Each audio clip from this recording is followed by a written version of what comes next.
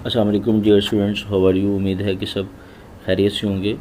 हमने कल जो शॉर्ट आंसर डिस्कस किए थे वो शॉर्ट आंसर नंबर था जी 4.2 से लेके 4.7 तक। आज हम उससे फर्दर बात करेंगे 4.8 शॉर्ट आंसर की। Why there is a need of the second condition for the equilibrium if the body satisfied the first condition for equilibrium.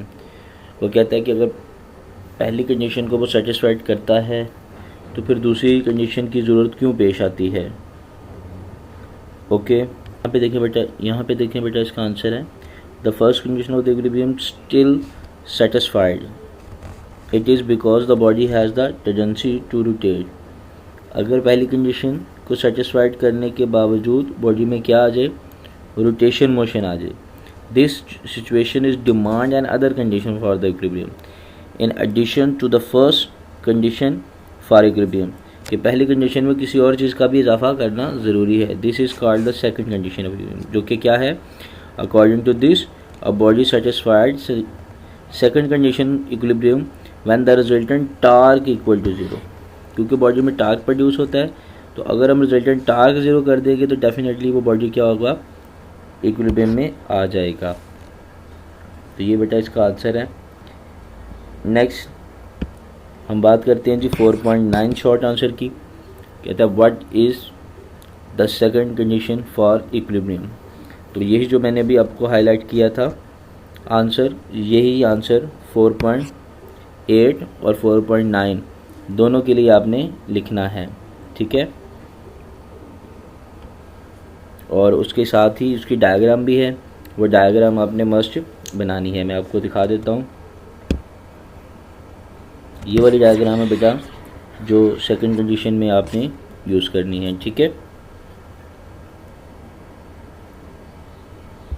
तो इन दोनों शॉर्ट आंसर्स में 4.8 और 4.9 में आपने जो आंसर है वो सेम ही लिखना है।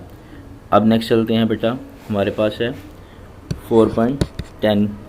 कहता है give an example moving body which is in equilibrium.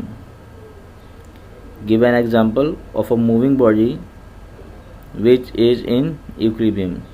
ऐसे बॉडी की एग्जांपल दें जो कि इक्विलिब्रियम में भी हो और साथ में हरकत में भी हो। इसकी जो बेटा बेहतरीन एग्जांपल है वो ये है अ पैराशूटर। पैराट्रॉपर में देखें आप कि a paratrooper is coming down with the terminal velocity constant speed also the satisfied the first condition for the equilibrium and thus in the equilibrium. तो ये यहाँ से लेकर आपने यहाँ तक इसको 2 लाइनें 3 लाइनें ये लिखनी है और साथ में ये इसकी एग्जांपल है पैराट्रॉपर की। यही इसका आंसर है। नेक्स्ट चलते हैं जी 4.11 में क्या कहता है वो, think of a body which is at the rest but not in equilibrium. ऐसा जिस्म जो रेस्ट में तो हो लेकिन इक्विलिब्रियम में ना हो। बेटा ये क्वेश्चन आपको इसका आंसर बुक में तो नहीं मिलेगा, मैं आपको लिखवा देता हूँ तो आप लिख लें। सबसे पहले हम इस आंसर को समझने की कोशिश करेंगे कि हमने एक ऐसा ऑब्जेक्ट लेने की बात करनी है जो कि रेस्ट में तो हो लेकिन इक्विलिब्रियम में ना हो। इक्विलिब्रियम में net force on the body is equal to 0 थी कंडीशन, और ऐसी सूरत में बॉडी यहाँ तो रेस्ट में होता था, यहाँ पे यूनिफॉर्म वेलोसिटी से मूव करता था। इसके लिए क्या एग्जांपल सपोज करेंगे, तो इसका बेटा आंसर में इसकी जो बेहतरीन एग्जांपल है ये देखिएगा। मेरे पास एक बॉल है, मैंने इसको थ्रो किया अपवर्ड, ऊपर की तरफ। जैसे मैंने इसको थ्रो किया ऊपर की तरफ, व्हाट विल हैपन, ये ऊपर की तरफ मूव करना शुरू होगी थ्रो। अच्छा, एक ऐसा पॉइंट आएगा ऊपर जाते जाते जहाँ पे ये थोड़ी देर के लिए रुकेगी और रुकने के बाद दोबारा ये ज़मीन की तरफ आना शुरू हो जाएगी।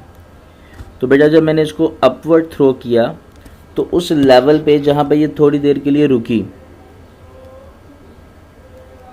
तो जहाँ पे ये थोड़ी देर के लिए रुकी वो पॉइंट इसका वो पॉइंट है जहाँ पे ये बॉडी एट द रेस्ट तो है, रुकने के बाद ये फ़ौरन नीचे आ जाती है। तो एट दैट स्टेट इस लेवल पे body at the state of rest तो है बट नॉट इन इक्विलिब्रियम। तो यही इसका करेक्ट आंसर है कि when you throw a ball upward at a certain height the body to attain a certain height the body get back towards the earth, but at the certain height the body is at the state of rest for some moment. That state is known as the state of at the rest but not in equilibrium.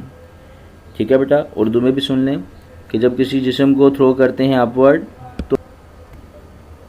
किसी जिस्म को जब throw करते हैं upward तो एक ख़ास बुलंदी पर जाकर वो जिस्म थोड़ी देर के लिए रेस्ट में आता है और फिर दोबारा टुवर्ड्स द अर्थ ज़मीन की तरफ हरकत करना शुरू हो जाता है। तो उस लेवल पे जहाँ पे वो थोड़ी देर के लिए रेस्ट में आया वो लेवल उसका क्या कहलाता है? एट रेस्ट कहलाता है बट नॉट इन इक्विलिब्रियम। उस लेवल को हम रेस्ट में तो कहेंगे लेकिन कभी भी उस लेवल को इक्विलिब्रियम में नहीं कहेंगे।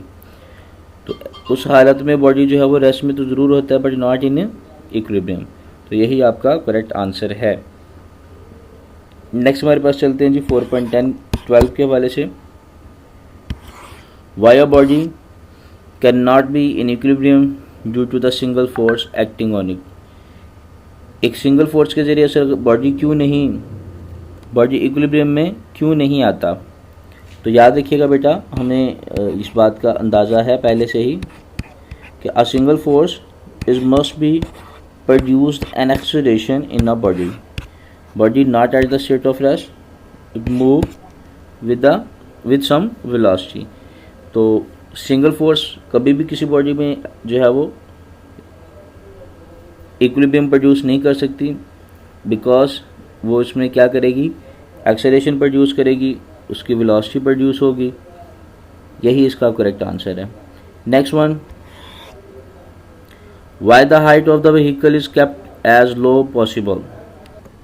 यहाँ पे देखिए बेटा, इसका आंसर ये है,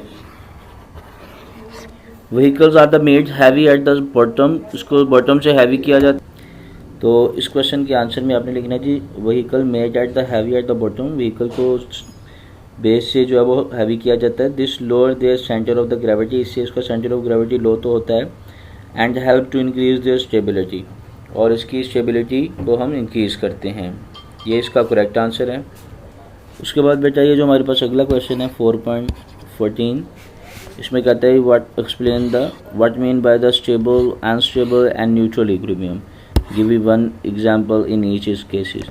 ये एक शॉर्ट आंसर नहीं है बल्कि एक लॉन्ग क्वेश्चन है और इसका आंसर मैं आपको बताता हूँ कहाँ से शुरू होगा। तो इसका आंसर बेटा यहाँ से शुरू हो रहा है, स्टेट ऑफ इक्विलिब्रियम में। आगे इसकी 3 टाइप्स हैं। ये मेरा पूरा लेक्चर यूट्यूब पे इसका अपलोड हुआ है, अगर आप इसको समझना चाहें तो वहाँ से इसको देख सकते हैं। स्टेबल इक्विलिब्रियम है, इसकी आगे एग्जांपल हैं। फिर उसके बाद अनस्टेबल इक्विलिब्रियम आ जाती है, ठीक है, और फिर उसकी एग्जांपल आ जाती है। ये उसकी एग्जांपल है अनस्टेबल इक्विलिब्रियम की। फिर नीचे न्यूट्रल इक्विलिब्रियम आ जाती है, और यहाँ पे देखें तो ये न्यूट्रल इक्विलिब्रियम की बॉल्स एग्जांपल हैं। तो ये पूरा टॉपिक आपने यहाँ तक लिखना है, ठीक है जी। यहाँ पे ये टॉपिक एंड होता है और ये इसका करेक्ट आंसर है। ओके, अल्लाह हाफिज़।